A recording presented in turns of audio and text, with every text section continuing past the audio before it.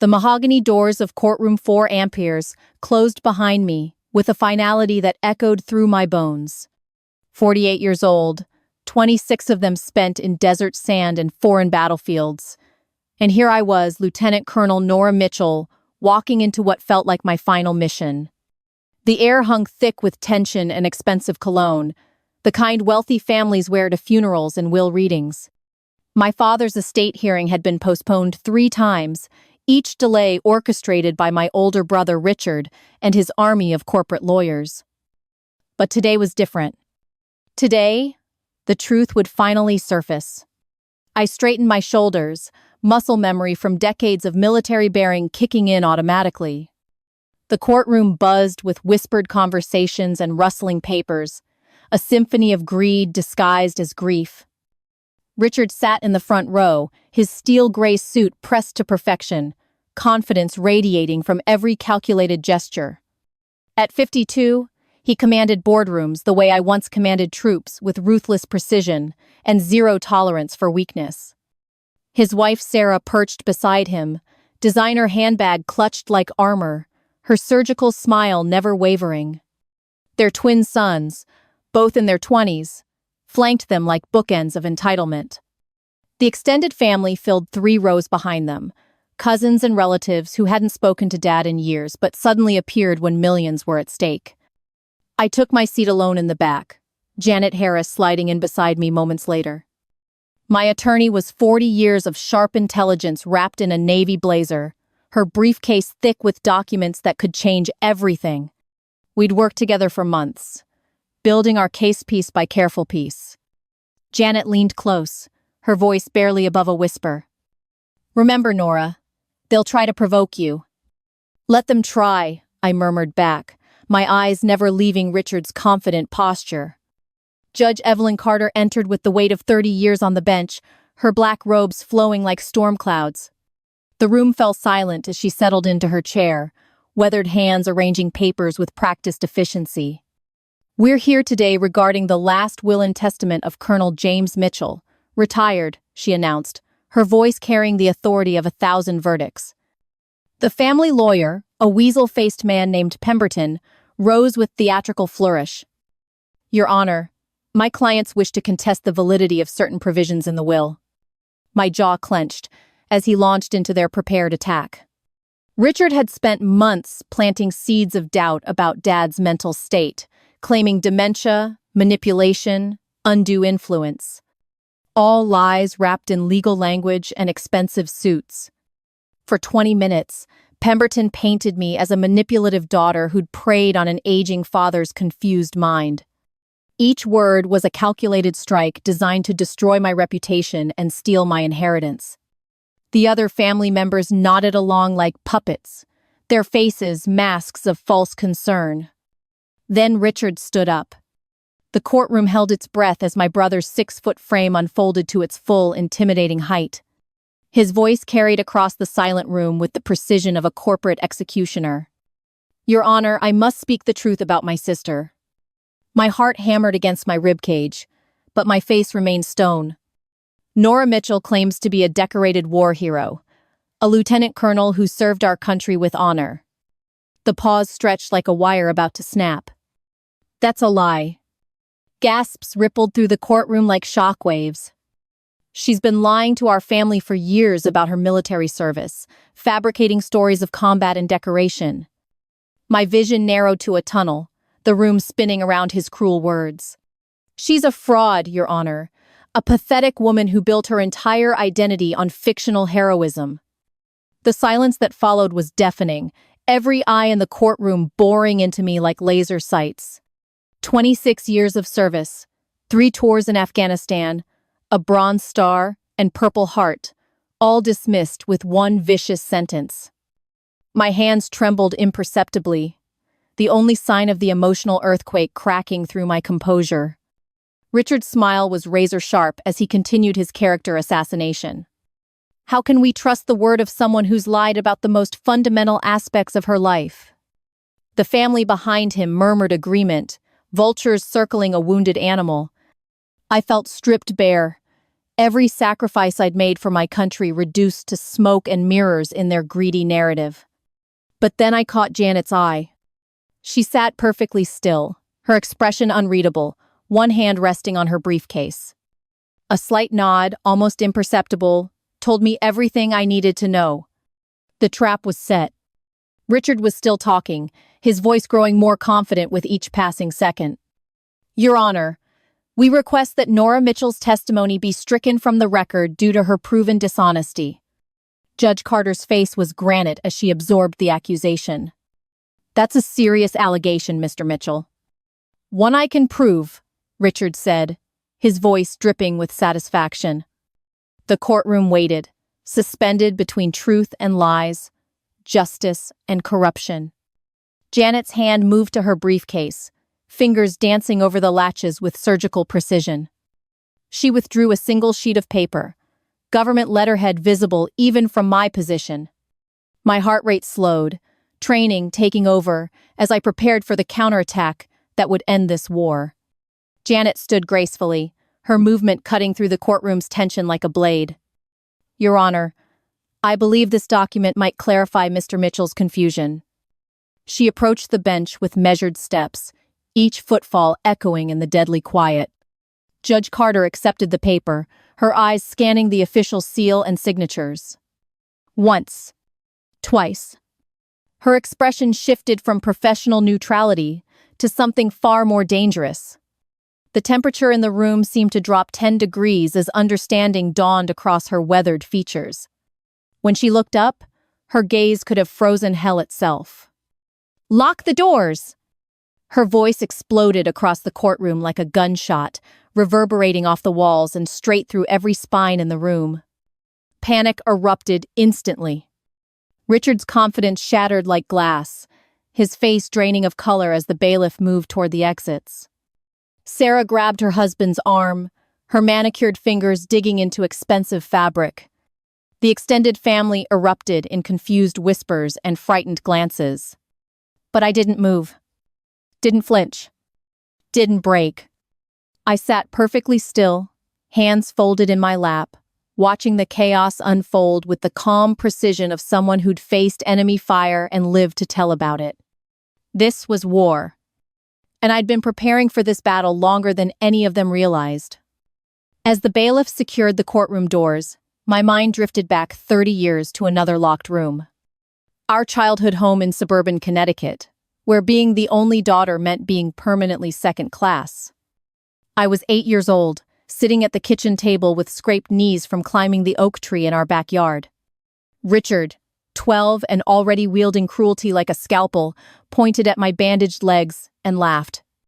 Girls are too weak to climb trees properly, he announced to our parents, with the authority of a young king. Dad barely looked up from his newspaper, the same military precision he'd later passed down to me, completely absent in those moments. Mom just sighed and handed me another bandage, her silence more devastating than any words. Boys are stronger, Nora, she said quietly, as if stating a universal law of physics. That became the family motto, repeated in 1,000 different ways throughout my childhood. Too weak to play football with Richard's friends. Too emotional to handle Dad's war stories. Too small to matter when college funds were discussed at the dinner table. Richard got Harvard, pre-law track, family expectations riding on his broad shoulders like a golden cape. I got community college suggestions and gentle hints about finding a nice husband someday. By 18, I'd heard "you're not strong enough" so many times it felt tattooed on my soul. The night I walked into the Army recruitment office, rain was pounding the pavement like machine gun fire. Staff Sergeant Williams looked me up and down with skeptical eyes that had seen 1,000 wannabe soldiers. You sure about this, miss? His doubt sounded exactly like my family's voices, but something deep inside me snapped into focus. I've been sure my entire life. The enlistment papers felt like freedom in my trembling hands. Walking away from that suburban prison was the first brave thing I'd ever done for myself. Boot camp at Fort Benning was 13 weeks of pure hell designed to break weak souls. The drill sergeant screamed in our faces, pushing us beyond every limit we thought we had. But for the first time in my life, the pain had purpose. Every push-up, every mile run, every moment of exhaustion was building something my family said was impossible. They were creating a soldier. My first deployment to Afghanistan came 3 years later, a 21-year-old second lieutenant leading troops twice my age. The desert stretched endlessly in every direction, heat shimmering off sand like liquid metal.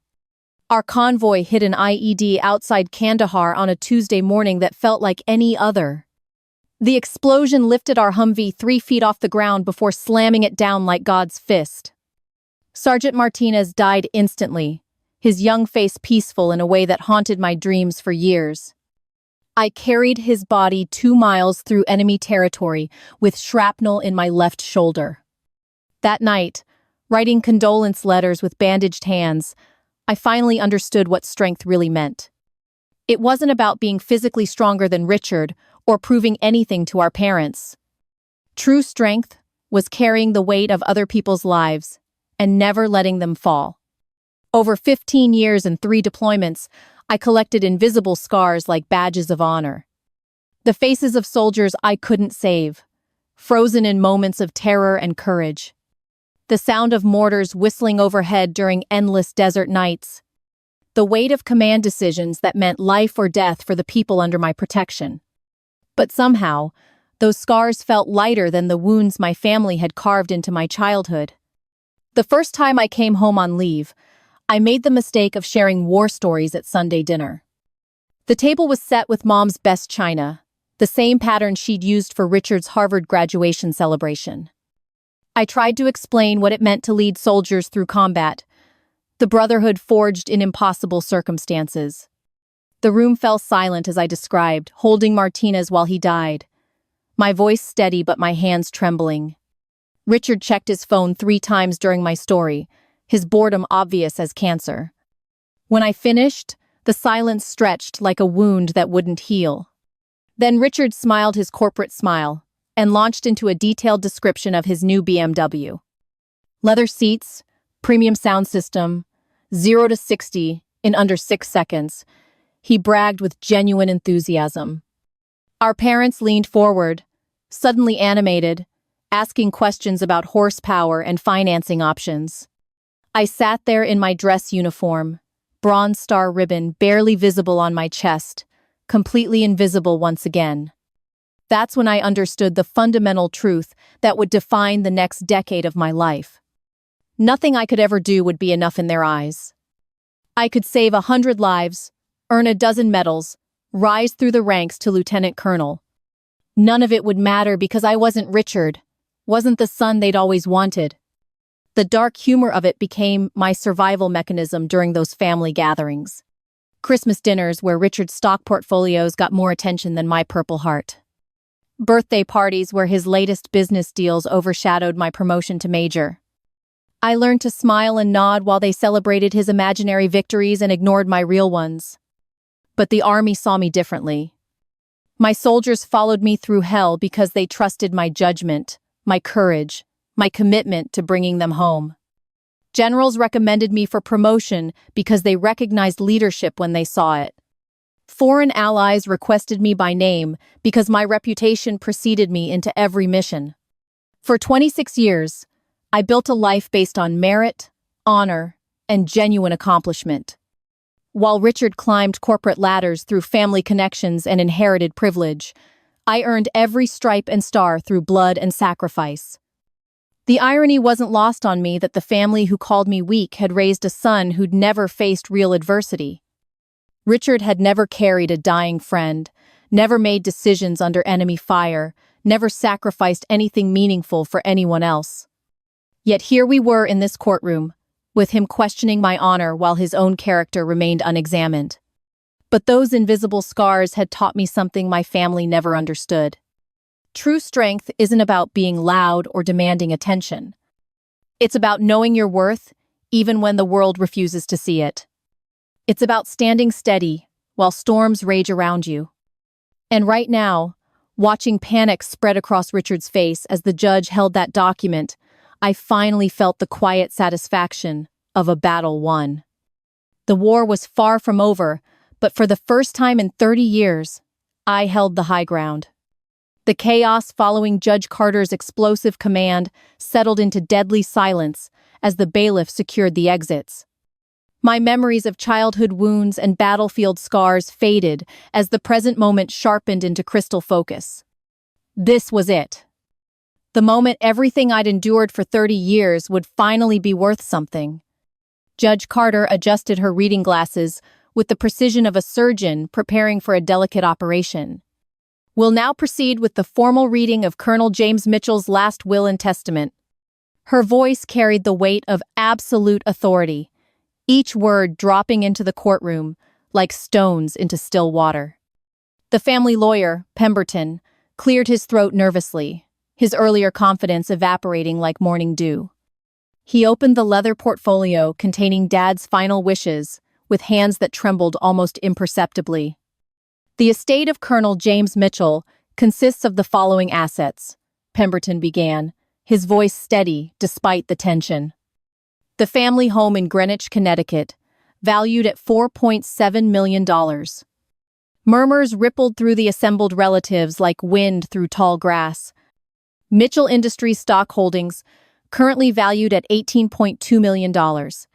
Richard's wife Mary shifted forward in her seat, her designer heels clicking against the marble floor. At 45, she wore ambition like expensive perfume, her blonde hair perfectly styled for maximum impact. Various investment accounts, bonds, and securities totaling $12.6 million. Mary's son Kyle, Richard's stepson, leaned back with the satisfied smirk of someone counting inherited millions. At 28, he'd never worked a real job in his life, coasting on family connections and trust fund arrogance. The total estate value exceeds $35 million, Pemberton concluded, his words hanging in the air like smoke. The courtroom held its collective breath as he prepared to reveal Dad's final distribution of wealth. Richard's camp exchanged confident glances, their scheme playing out exactly as they'd orchestrated for months.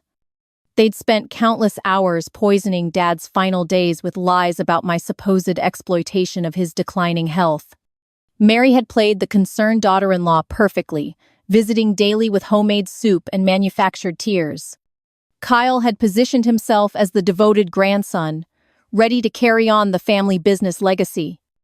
Meanwhile, they'd systematically isolated Dad from me during his final battle with cancer. Phone calls went unanswered, visits were discouraged, and my military duties were painted as selfish abandonment.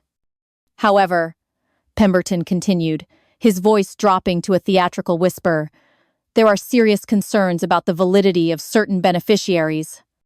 The trap was being set with the precision of a military operation. Richard stood again, his 6-foot frame commanding the room's attention with practiced corporate authority. Your Honor, we must address my sister's fraudulent claims about her military service. His voice carried across the silent courtroom like a blade cutting through silk. For years, Nora has fabricated stories about combat service, Purple Hearts, and Bronze Star medals. Mary nodded vigorously, her face a mask of righteous indignation, perfectly calibrated for maximum sympathy. She exploited our father's pride in military service to manipulate him during his illness. Kyle leaned forward, adding his voice to the family chorus of manufactured outrage. Grandfather trusted her because he believed she was a war hero like him. The accusations hit me like artillery fire, each word designed to destroy my credibility and steal my inheritance. She used false stories about combat wounds to gain his sympathy and influence his estate planning. Richard's voice grew stronger with each lie, feeding off the family's collective greed and resentment. We have documentation proving that Nora Mitchell's military record has been grossly exaggerated for personal gain. The extended family behind them murmured agreement, vultures circling a wounded animal they thought was helpless. Cousin Patricia, who hadn't spoken to Dad in 15 years, shook her head with theatrical disappointment. Uncle Thomas, whose gambling debts had been quietly paid by Dad multiple times, crossed his arms in judgment. They'd all emerged from their respective failures and mediocrity to claim their piece of Dad's fortune. But they'd made one critical error in their carefully orchestrated attack. They'd underestimated the quiet strength of someone who'd survived real war. I sat perfectly still, my hands folded in my lap, watching their performance with the detached calm of a sniper. Every muscle in my body remained relaxed, while my mind cataloged their weaknesses and calculated their destruction. This wasn't my first time facing enemy fire. The difference was that these enemies wore expensive suits instead of combat gear. Janet leaned closer, her voice barely audible above the courtroom's tension. "Don't worry, Nora." Her words carried the quiet confidence of someone holding royal flush cards. "Let them hang themselves." I nodded slightly, never taking my eyes off Richard's increasingly animated performance. He was building toward his grand finale, the moment he'd dreamed about since childhood. "Your Honor, we respectfully request that Nora Mitchell be removed from all inheritance considerations." His voice rang with the triumph of someone who believed victory was already assured. "She has proven herself unworthy through systematic deception and exploitation of a vulnerable elderly man." Mary dabbed at her eyes with a tissue, her crocodile tears perfectly timed for maximum emotional impact. Kyle nodded solemnly, playing the role of disappointed family member with Academy Award precision. The silence that followed felt like the moment before an avalanche, when everything hangs in perfect balance. Judge Carter's face revealed nothing as she absorbed their accusations and calculated her response. Pemberton shuffled his papers nervously, clearly uncomfortable with the direction this hearing had taken. But I remained motionless, a statue carved from years of military discipline and battlefield composure. Because I knew something they didn't. I knew about the document Janet had given the judge. I knew about the evidence that would shatter their carefully constructed lies. And I knew that in approximately 30 seconds, Richard's world was going to collapse like a house of cards in a hurricane. The war was about to begin in earnest. And this time, I held all the high ground. As Richard's accusations echoed through the courtroom, my mind drifted to a different kind of battlefield entirely. Dad's bedroom 3 months ago, machines beeping steadily, while cancer slowly claimed the strongest man I'd ever known. His hands, once capable of field stripping an M16 inches complete darkness, trembled as he reached for his water glass. I'd taken emergency leave from my final deployment to care for him during those brutal last months. While Richard was too busy expanding his corporate empire to visit more than twice, the irony cut deep. The daughter he'd called weak was the only one strong enough to watch him die. Those final months revealed truths that would have shattered Richard's carefully constructed narrative about our family. Dad's handwritten journal sat on his nightstand, pages filled with shaky but determined script. Day 47 of Nora's leave, one entry read in his distinctive military penmanship. "She sacrificed her final promotion to lieutenant colonel to stay with me." The weight of that sacrifice still pressed against my chest, like a lead blanket. 26 years of service, and I'd walked away from my career's pinnacle to hold his hand. Richard knew nothing about the sleepless nights, the medication schedules, the dignity I fought to preserve. He was closing million-dollar deals while I was helping Dad shower and shave with hands that barely worked. "She reads to me every evening." Another journal entry revealed Dad's growing awareness of my devotion.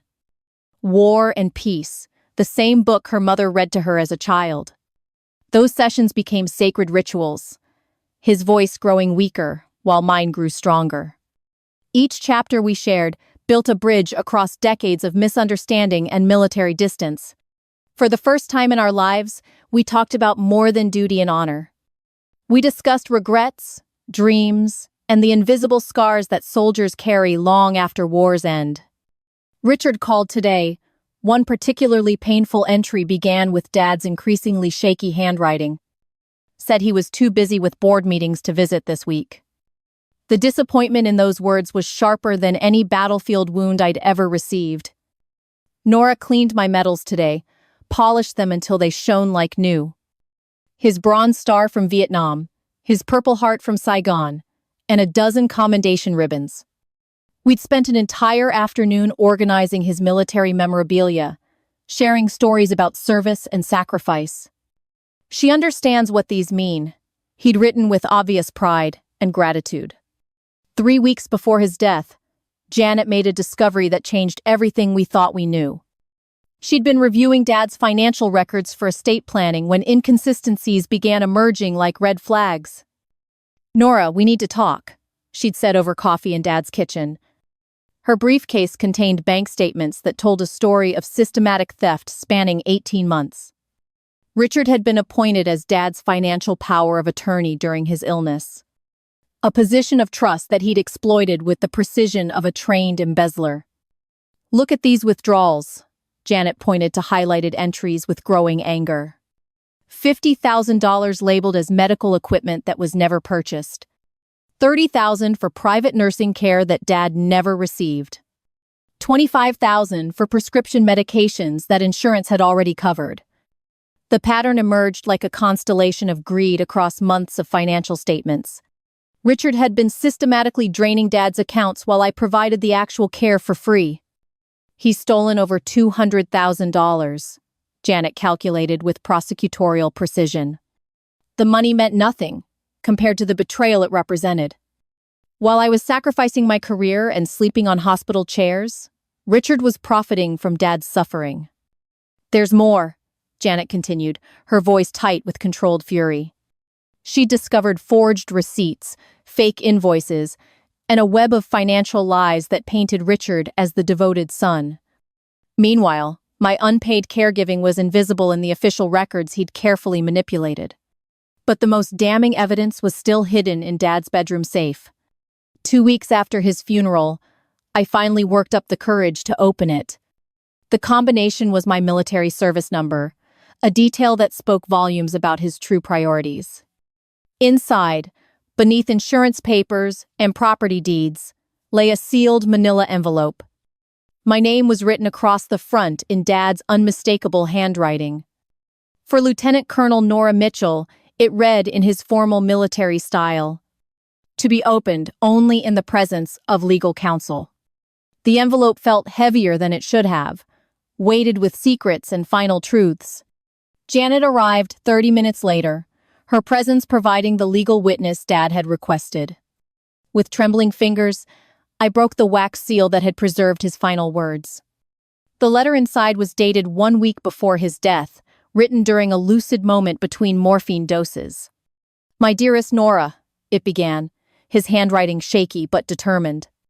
"If you're reading this, then the vultures have already begun circling my estate." Each word cut through the courtroom tension like a blade through silk. Richard believes I was too weak and confused to see his true nature. Dad's final letter revealed a tactical mind that had remained sharp despite his failing body. He underestimated a soldier's ability to gather intelligence on his enemies. Hidden cameras had recorded Richard's visits, capturing his dismissive attitude and financial manipulations. Bank statements documented every fraudulent transaction with military precision and devastating clarity. "You sacrificed everything to care for me when I needed it most." The pain of seeing his handwriting mixed with pride at his recognition of my devotion. Richard took my money but never gave his time. That single sentence encapsulated the difference between duty and greed, between love and exploitation. The attached evidence will prove who deserves to inherit my legacy. Financial documents, recorded conversations, and a detailed timeline of Richard's thefts filled the envelope. But the most powerful evidence was Dad's own testimony, written in his final days. Nora earned every dollar through sacrifice, while Richard stole it through deception. The letter concluded with words that would echo through every remaining moment of this legal battle. "She is the soldier I always hoped to raise." As Janet organized the evidence that would destroy Richard's case, I felt Dad's presence in that courtroom. The quiet strength he'd instilled in me during childhood finally had its moment to shine. This wasn't just about inheritance anymore. This was about honor, truth, and the final victory of a dying soldier's last mission. The weight of Dad's final letter and the evidence it contained pressed against my chest like armor.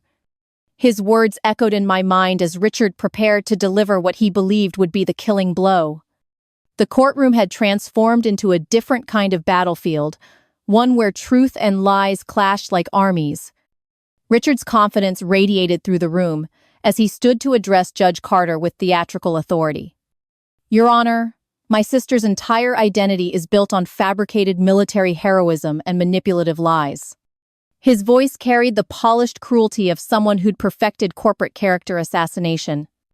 She exploited our father's illness, feeding him fantasy stories about combat service that never happened. Mary nodded vigorously from her front row seat, her designer suit armor for this war of inheritance. Kyle leaned forward with the entitled smirk of someone counting inherited millions before they were earned. Nora Mitchell is a fraud who preyed on a dying man's pride in military service.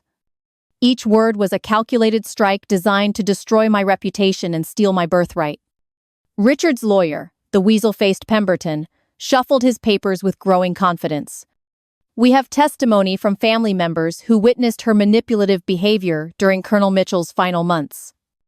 The extended family behind them murmured agreement like a Greek chorus of greed and resentment. But Richard wasn't finished with his performance. He turned toward me with the slow precision of a predator savoring its moment of triumph. You can wear the uniform, Nora, but nothing proves you're actually a hero. His sneer cut across the courtroom like a blade designed to sever every connection to my identity. You're just a failure hiding behind old memories and stolen valor. The silence that followed felt like the moment before artillery fire, when everything hangs in deadly balance.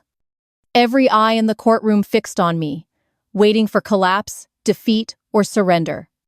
But Richard had made the same mistake that had cost enemies their lives across 3 combat deployments.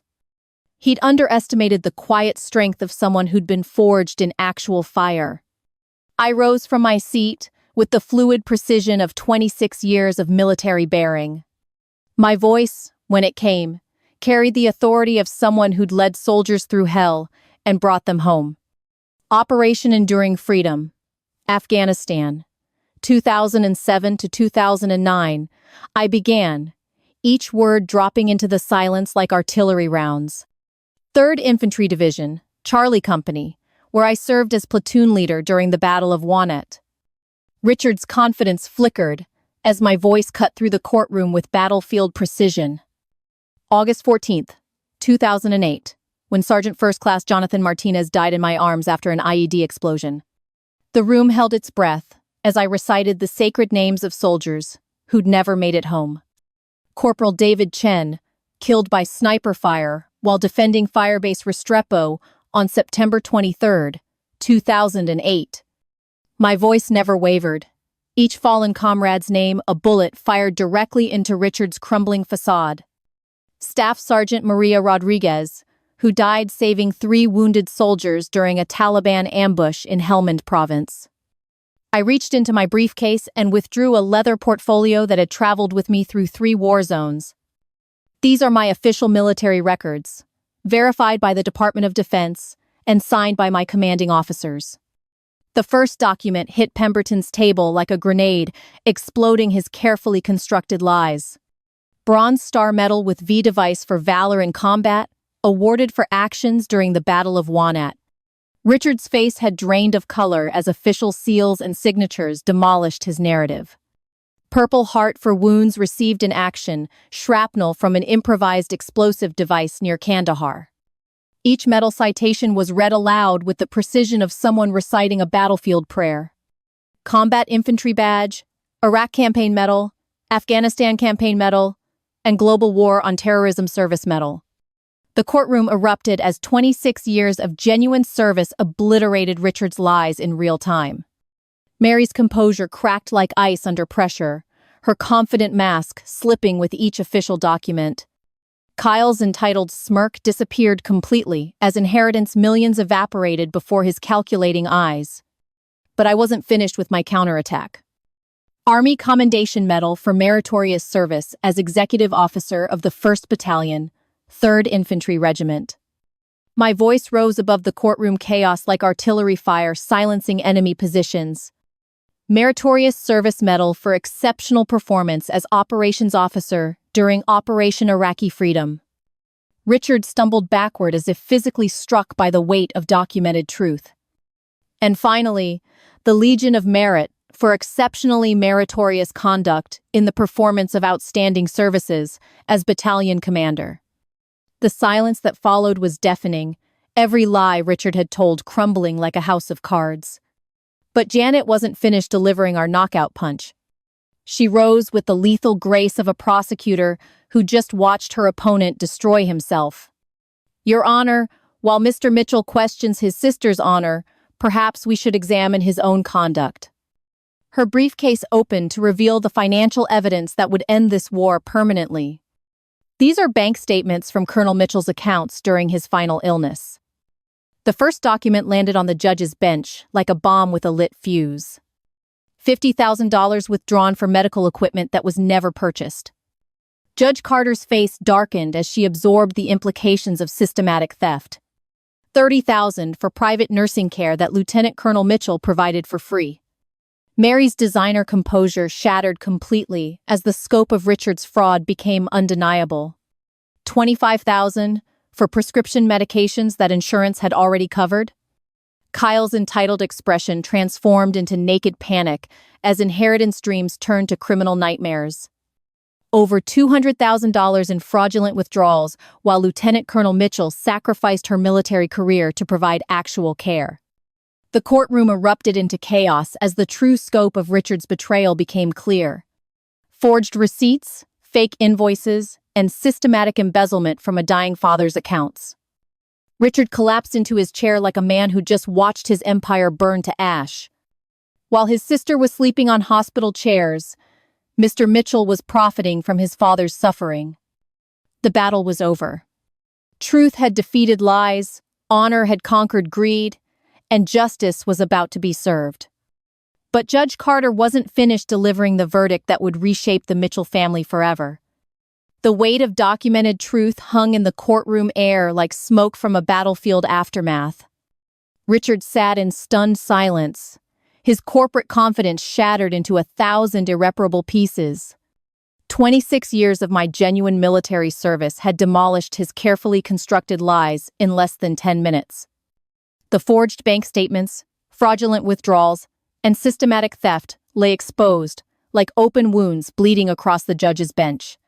But victory in war always comes with casualties, and this battle was about to exact its cruelest price yet.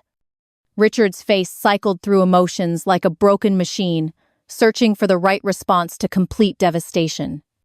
Shock gave way to rage, rage to desperation, and desperation to something far more dangerous. He rose from his chair with the unsteady movement of a wounded animal backed into a corner. "This is all lies," he snarled, his polished corporate mask finally slipping to reveal the ugly truth beneath. Fabricated evidence designed to steal what rightfully belongs to the Mitchell family legacy. His voice cracked with the strain of maintaining lies that had already been thoroughly demolished. Nora manipulated Dad during his illness, poisoned his mind against his own son. Mary reached for his arm, trying to pull him back into his seat before he made everything worse. But Richard shook her off with the violence of someone who'd lost control of his carefully orchestrated plan. "She's been planning this theft for years, using fake military records and forged documents." Judge Carter's face darkened with the storm clouds of judicial authority being pushed beyond acceptable limits. "Mr. Mitchell, you will sit down and remain silent while this court processes the evidence presented." Her voice carried the weight of 30 years on the bench and zero tolerance for courtroom theatrics. But Richard was beyond reason, his greed and entitlement finally exploding after years of careful containment. "I won't let this fraud steal my inheritance with her pathetic soldier act." He turned toward me with eyes that burned with decades of resentment and wounded pride. "You think wearing a uniform makes you special, but you're still the weak little girl who couldn't climb trees." The venom in his voice was designed to cut deeper than any battlefield wound I'd ever received. "Dad only changed his will because you manipulated his senile mind with your fake war stories." Kyle stood up beside his stepfather, adding his voice to the desperate attempt to salvage their crumbling scheme. "She probably forged those military records just like she forged Dad's final letter." Judge Carter's patience snapped like a wire stretched beyond its breaking point. Bailiff, prepare to escort Mr. Mitchell from this courtroom if he cannot control his outbursts. The uniformed officer stepped forward, hand resting on his restraints with professional readiness. Your Honor, this family is being torn apart by a manipulative woman who's stolen everything we've worked for. Richard's voice rose to near shouting as the reality of criminal charges began penetrating his denial. She's destroyed our family with lies and fake evidence that no honest court should accept. The bailiff moved closer, clearly prepared to physically remove Richard if his behavior escalated further. Mr. Mitchell, you are in contempt of court and approaching criminal interference with legal proceedings. Judge Carter's voice cut through his ravings like a blade through silk. One more outburst, and you will be arrested and charged accordingly. But the cruelest blow was yet to come from the most unexpected source. My mother, who had remained silent throughout the entire hearing, finally spoke. Eleanor Mitchell rose from her seat in the second row with the dignity of 72 years and a lifetime of quiet disappointment. Her silver hair was perfectly styled, her navy dress appropriate for both court proceedings and funeral services. She looked at me with eyes that had watched me grow from a dismissed child into a decorated soldier. Eyes that had seen me sacrifice everything to care for her dying husband while her son stole from them both. Your Honor, she began, her voice carrying the refined authority of old Connecticut money and older family traditions. I must speak on behalf of my family's honor and integrity. My heart hammered against my ribcage as I waited for the maternal support that had eluded me my entire life. This was the moment when she would finally acknowledge my sacrifice, my service, my worth as her daughter.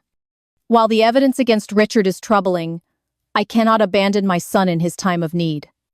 The words hit me like artillery fire, each syllable designed to destroy what remained of my hope. A son is the real pillar of a family, the one who carries forward the Mitchell name and legacy. 30 years of military service, months of caring for Dad while Richard stole from him, and she still chose him. Nora has always been difficult, rebellious, seeking attention through dramatic gestures and exaggerated stories. My mother's betrayal cut deeper than any wound I'd received in 3 combat deployments. Richard may have made mistakes, but he remains my son and the rightful heir to his father's legacy. The courtroom fell silent as her words echoed through the marble halls like a death sentence. I looked at my mother one last time, searching her face for any sign of the love I'd spent a lifetime hoping to earn. But her eyes held only the cold calculation of someone choosing sides in a war that should never have existed. The little girl who'd climbed trees and scraped her knees trying to prove she was strong enough finally died in that moment. Not from Richard's lies or the family's greed, but from the realization that maternal love had conditions I could never meet. I was a decorated war hero, a devoted daughter, a woman who'd sacrificed everything for family honor. But I wasn't a son. And in Eleanor Mitchell's eyes, that made all the difference in the world. The silence stretched between us like a chasm that could never be bridged by medals or service or sacrifice. Victory in this legal battle was assured, but the war for my mother's love had been lost before it ever began. Some wounds cut deeper than shrapnel, and some scars never heal no matter how much time passes. This was the price of truth, winning everything that mattered least while losing the only thing that ever really mattered at all.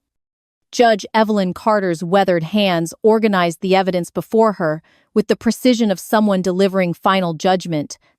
The courtroom held its collective breath as 30 years of family warfare prepared to reach its inevitable conclusion. Richard sat slumped in his chair, the weight of documented fraud crushing his corporate confidence into dust. Mary clutched her designer handbag like armor that could somehow protect her from the approaching financial disaster. Kyle's entitled expression had transformed into naked panic as inheritance dreams crumbled into criminal nightmares. My mother remained silent, her betrayal hanging in the air like smoke from a battlefield aftermath. But I sat perfectly still, hands folded in my lap, watching the proceedings with military composure. Victory was assured, But 26 years of service had taught me that winning always comes with casualties. Judge Carter cleared her throat, the sound cutting through the tension like artillery fire.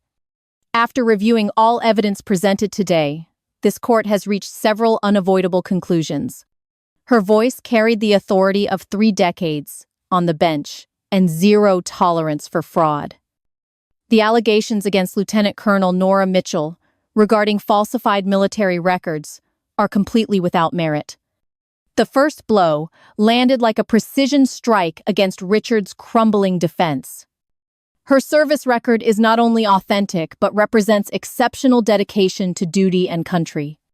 26 years of genuine sacrifice had been vindicated in less than 30 seconds. Furthermore, the evidence of systematic financial fraud perpetrated by Richard Mitchell is both overwhelming and inexcusable. Mary's composure finally shattered completely as the scope of criminal liability became undeniable. $200,000 in fraudulent withdrawals, while his sister provided unpaid care, demonstrates unconscionable greed. Kyle slumped in his seat as dreams of inherited wealth transformed into nightmares of criminal prosecution. The forged receipts, false invoices, and systematic embezzlement represent clear violations of multiple state and federal laws. Judge Carter's voice grew harder with each word, building toward a verdict that would reshape the Mitchell family forever. Mr. Richard Mitchell, you are hereby found liable for elder abuse, financial fraud, and theft of estate assets. The courtroom erupted as the full weight of criminal charges crashed down on Richard's carefully constructed empire. You will immediately surrender all access to estate accounts and submit to a complete financial audit. Richard's face cycled through denial, rage, and desperate calculation as his world collapsed in real time. Furthermore, all fraudulent withdrawals must be repaid to the estate with interest and penalties. Mary burst into tears as the financial implications destroyed their carefully planned future. The estate of Colonel James Mitchell will be distributed according to his original will and testament. Judge Carter paused, allowing the gravity of her next words to settle over the silent courtroom. Lieutenant Colonel Nora Mitchell will receive her full inheritance as designated by her father's clearly stated wishes. The silence that followed was deafening, punctuated only by Mary's quiet sobbing and Kyle's sharp intake of breath. Mr. Mitchell, given the severity of your crimes and your disruptive behavior in this courtroom, you are under arrest. The bailiff stepped forward with handcuffs that gleamed like silver justice under the courtroom's fluorescent lights. Richard's eyes blazed with hatred as the metal restraints clicked around his wrists with finality. "This isn't over, Nora," he snarled, his voice carrying the venom of 30 years of resentment. "You may have won today, but you'll always be the weak little girl who wasn't good enough." His words were designed to cut one final time, to leave scars that would outlast any legal victory. But I'd been wounded by far more dangerous enemies than a bitter brother in handcuffs. You destroyed our family with your selfishness and your pathetic need for attention. The bailiff began leading him toward the courtroom exit, but Richard twisted back for one last verbal assault. "Dad only changed his will because you manipulated his dying mind with lies and fake heroism." Each word was a bullet fired from the weapon of a wounded ego and shattered pride. "You're nothing but a fraud in a uniform, and everyone in this room knows it." The courtroom doors closed behind him with a finality that echoed through the marble halls. Mary followed in silence, her designer armor providing no protection against the financial ruin that awaited her. Kyle slunk out behind them, his entitled dreams replaced by the harsh reality of criminal association. The extended family, scattered like vultures, denied their feast, whispering among themselves about scandal and shame. My mother rose from her seat with the dignity of someone who'd chosen sides and accepted the consequences. She walked past me without a word, her silence more devastating than any goodbye could have been. The little girl who'd spent a lifetime seeking maternal approval finally understood that some bridges burn beyond repair. As the courtroom emptied, Janet gathered her papers with the satisfaction of someone who'd delivered perfect justice. "Well, that went better than expected," she said, her voice carrying a hint of dark humor. At least this time you won, without needing a gun. The comment drew a bitter smile from lips that had forgotten how to celebrate victory. Wars are easier when you know who the enemy is, I replied, watching the last family member disappear through the doors. In combat, betrayal comes from strangers wearing different uniforms. Janet nodded with the understanding of someone who'd witnessed family destruction disguised as legal proceedings. Family wars are the cruelest kind, because the wounds come from people who are supposed to love you. The truth of her words settled over me like armor I'd never wanted to wear. Victory felt hollow when the spoils were measured in broken relationships and shattered illusions. I'd won my father's estate, cleared my military reputation, and exposed Richard's criminal fraud. But the price was the death of every family connection I'd spent 30 years trying to earn. Justice had been served with mathematical precision, but justice and peace were entirely different things. Some battles end with celebration, others with the quiet recognition that winning sometimes costs more than losing. This was one of those Pyrrhic victories that soldiers understand better than anyone else. The war was over, but the scars would last forever. 3 hours after the verdict, I found myself in Murphy's Tavern on the Lower East Side. The dive bar hadn't changed in 20 years, still smelling of stale beer and old cigarettes. Faded photographs of soldiers lined the walls like ghosts, watching over their living comrades. This was where my unit used to gather whenever we were home on leave. Martinez's picture hung behind the bar, his young face frozen in that cocky grin I remembered so well. Rodriguez's memorial photo sat beside it, her Bronze Star ribbon displayed with military precision. Chen's portrait completed the trinity of friends who'd never made it back from those desert battlefields. The bartender, a grizzled Vietnam veteran named Murphy, recognized me immediately despite the years. "Lieutenant Colonel Mitchell," he said with the respect soldiers reserve for their own. "Heard about your courtroom victory on the news tonight." His weathered hands poured 2 fingers of bourbon without being asked, muscle memory from countless similar nights. I raised the glass toward the photographs that watched over this sacred space. "We made it through another day," I whispered. The ritual words that had carried me through 3 deployments. The bourbon burned like liquid fire, warming the cold spaces that victory couldn't touch. Legal vindication was complete, my military record restored, and my inheritance secured beyond Richard's reach. But the price of truth had been steeper than any battlefield wound I'd ever endured. My mother's betrayal echoed in the empty space where family love should have resided. Richard's handcuffs had provided justice, but they couldn't repair 30 years of emotional damage. The extended family's greed had been exposed, but the relationships were destroyed beyond any possibility of healing. I was rich in money and vindicated in honor, but completely alone in the world. Victory without family felt like commanding an army with no soldiers left to lead. The bar's television played news coverage of the trial, my military photograph displayed beside headlines about fraud and betrayal. "Female veteran exposes brother's theft," the banner read in bold letters across the screen. The reporter described the case as a David versus Goliath story, complete with heroic military service and family corruption. But they couldn't capture the hollow feeling that comes when winning costs everything that matters. Murphy refilled my glass without comment, understanding that some wounds require more than one drink to numb. "You know what the hardest part about coming home is?" I asked, though he already knew the answer. "Learning that the people who were supposed to have your back were planning to shoot you instead." His nod carried the weight of shared experience and mutual understanding between soldiers. "Family can cut deeper than any enemy bullet," he agreed, polishing glasses with practiced efficiency. "At least in combat, you know who's trying to kill you." The truth of his words settled over me like armor I'd never wanted to wear.